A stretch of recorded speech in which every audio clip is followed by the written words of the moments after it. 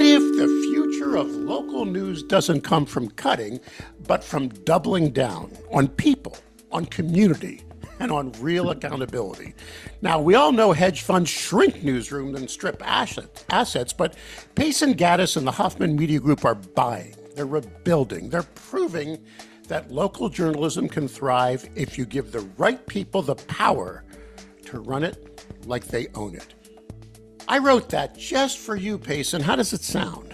I love it. Couldn't have done it better Are myself. you getting goosebumps from something like that? I am. You should be in the newspaper media business. You're really good at it. Damn, I am, actually.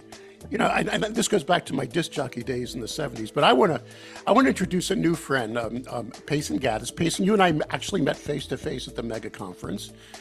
E&P has done an amazing write-up on Hoffman Media Group. I don't think anyone even knew you guys existed a year ago. And now you're one of those growing, I guess, the new breed, if I may use that term, from Michigan's Mackinac Island to California's Napa Valley. You guys, Hoffman Media, is breathing new life into legacy properties with a model rooted in autonomy, reinvestment, and hyperlocal focus. This is a fascinating way to run a company, and it seems to be working. So tell you what, I want my audience to stick around, because in this episode, I sit down with Pason Gaddis, managing partner and CEO of Hoffman Media Group, to talk about why they're bullish on newspapers, what kind of deals they're targeting, and how giving publishers P&L responsibility is driving results. If you want to know what real innovation looks like in this industry, this is the conversation you've been waiting for. Stick around. We'll chat with Pason right after this. This episode of E&P Reports is sponsored by Elite Insights, the trusted partner behind some of the most successful Best Of campaigns in local media today. Elite Insights provides an easy-to-administer, self-serve platform that helps publishers generate new revenue, grow audience engagement, and capture valuable first-party data, all through the power of community recognition. Their software is designed specifically for local media companies, with user-friendly tools that make it simple to launch, promote, and monetize Best Of contests year after year. Publishers love how quickly these programs deliver results, not just for their bottom line, but also for deepening relationships with readers and local businesses. Elite Insights believes in supporting local journalism through tools that actually work, one publisher partnership at a time. To learn more, visit eliteinsights.io. That's eliteinsights.io. All right, Pason, let's stay at 30,000 feet if you don't mind. You said it's in an article that it's a critical inflection point for the industry. This is when we interviewed you in our company profile. I believe it was the June issue of E&P magazine. What's the opportunity you see right now that others might be missing when they're looking at media and who we are? Well, first and foremost, not only myself, but the Hoffman family believe that community journalism is the fabric of America. And we just have a hard time accepting that news reporting in our communities is going to go away. That's the first and foremost number one point. Now, with that being said, we are at a critical inflection point here of what I'm coining is the Netflixification of newspapers. All right. And if you really think about it and you follow Netflix's business model, Netflix came out of a DVD infrastructure that was manufactured and delivered by mail to people's homes. And they were a distributor of third-party content of all of the studios. And they were reliant on the studios to make their content. That's really what newspapers are, in my opinion, right now. We're in this DVD manufacturing distribution inflection point, and we're distributors of syndicate content.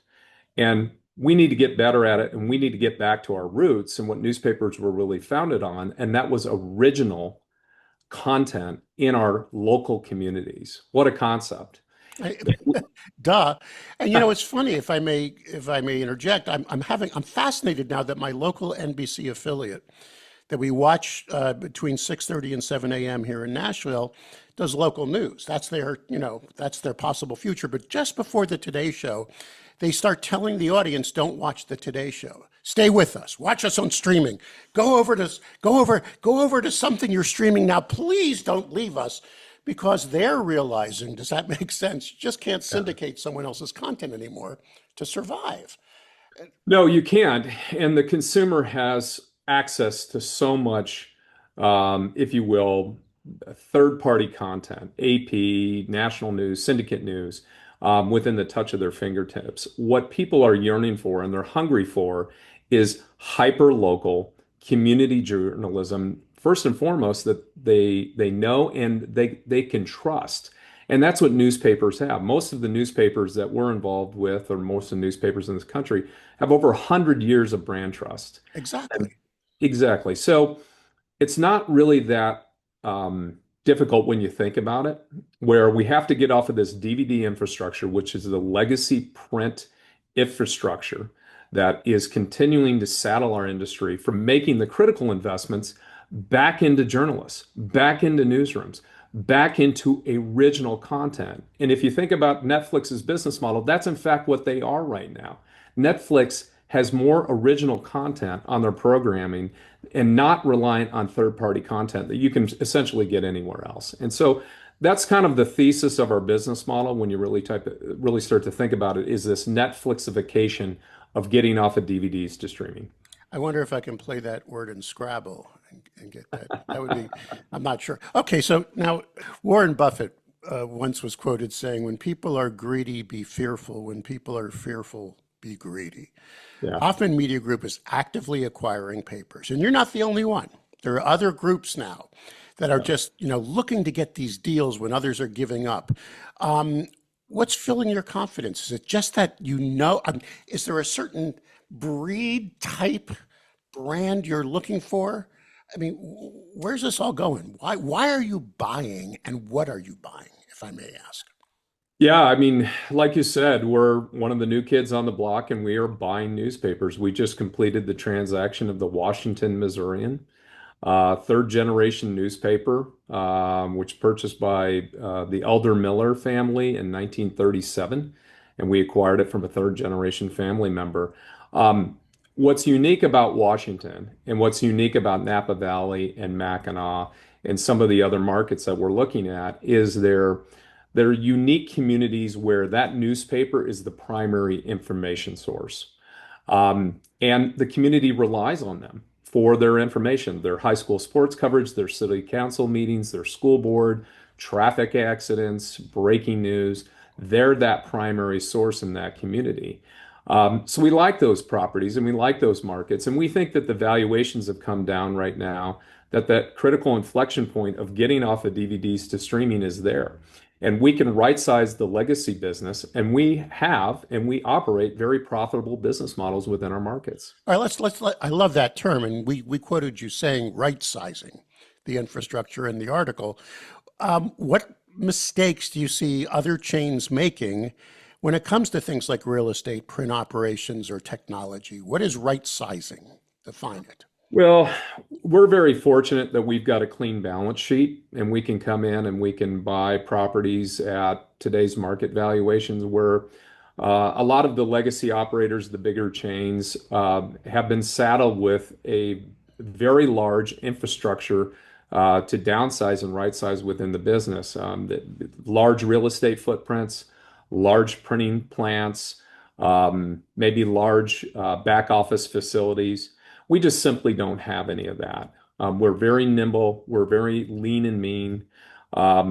We joke about, we recently had an asset property that was a carve out from one of the bigger chains.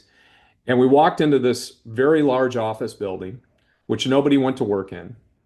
And I looked around and there were 4 copy machines Yeah. that leases were being paid on and operating, and nobody bothered to ask any questions about that.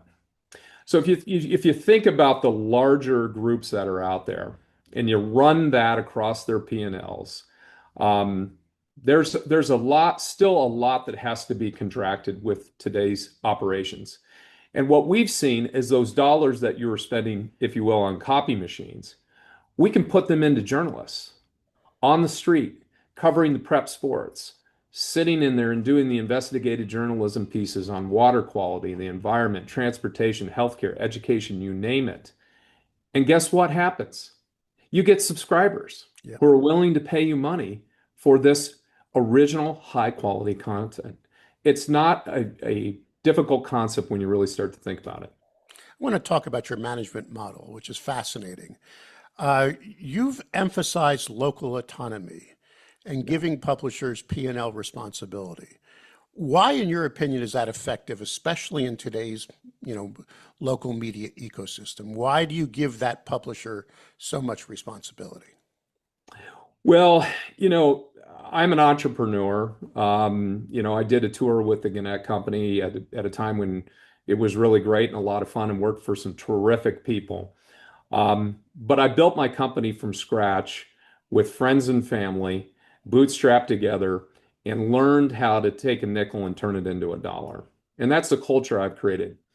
And when I sold my company to Hoffman and joined them to run their media portfolio, Mr. Hoffman and Mrs. Hoffman are self-made people.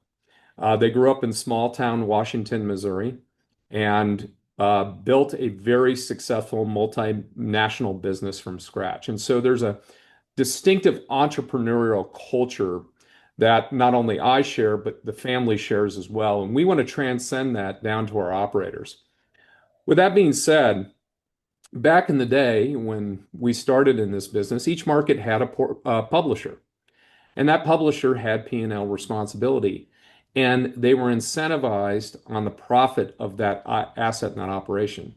Today, in a lot of newspaper groups, back to the copy machine scenario, yeah, maybe there's 4 copy machines, but I don't know what, I guess there's 4 copy machines. Somebody probably knows that or cares about that. Or you know what? I guess we should maybe turn the thermostat up to 78 degrees when we leave at night, but we're going to keep it at 69 degrees because, I don't know, we want the building to be cool. So when you're a small business operator, which you are, Mike, now, every single dollar counts. And you watch it like a hawk. And dollars add up very, very quickly in an operation. And you think a little bit through your business planning, your business decision-making process, just like you would if it was your own business. And so one of the foundations that we set up with Hoffman Media Group for our operators is essentially they have full P&L responsibility, and they have phantom equity where they receive profit sharing on the asset that they oversee. Let's get into content, if we may. You brought local sports coverage front and center. Yeah. And when I go way back, I was managing AM radio stations in the 80s. High school football was a very big deal to me. I made a lot of money with it. I built a lot of community trust with it. You get that, don't you? When you're in a small town, that's a big deal. And this is family. So you're making this a big priority, aren't you? A huge priority, and that's a vision that is not only my vision, but Mr. Hoffman's vision as well. If you asked him about newspapers today, he would pull out of his shoebox a clipping of him as a football star with his high school football game of him being in the newspaper. I would pull out a clipping of my high school football days. These are keepsake things that they really give me goosebumps when you think about them, how powerful newspapers are when it comes to prep sports and coverage. We think there is a news desert across the country that's occurred in prep sports. And that's one of the reasons a lot of newspapers have lost readership in these small, tight-knit communities, is they've just completely surrendered to social media and all these other things. And I'm a firm believer, 50 years from now, a standout high school kid, whether it's girls volleyball, men's basketball, they're not going to have that Facebook post somewhere in a shoebox or framed on their wall. It's just as simple as that. And it creates momentum and excitement around a community when they've got really great coverage of their schools. So it's a cornerstone of what we're doing, and we think it's very important. All right, we're getting near the end of our journey. You were quoted saying that there's plenty of deal flow right now. And there is. There are some people right now, just like you, that are keeping their eyes open and looking. Are you looking at not just appetite for content, but I'm assuming you're also looking for appetite for advertising dollars as well? in that They community? are, but the model is really changing in our industry where if you're investing in your journalists and your content, go to this Netflixification of third-party content to original content. You become less dependent on the traditional auto dealer or furniture store in the market, and you want more of the reoccurring revenue behind your paywall. That's really the key. Your paywall is very high margin. It's very predictable revenue streams. And if you have enough value proposition there, just enough to where you can capture somebody to give you 5, 10, 15, $20 a month, however your model is, that revenue is more predictable. It will cover your news gathering costs. And then all of the ancillary revenue that you're getting on digital advertising, whatever was remaining in your legacy advertising model, is just all profit at that point. All right, let's bring it home. If you had one message for local publishers struggling to survive or owners who are just thinking of giving up, go ahead. You got the mic. Give them the pitch. What would you say to those people who are just losing their optimism about this Madisonian dictated, in the constitutional check on power, amazing thing that we are all involved in, this news media ecosystem? Go ahead. What would you say to those people?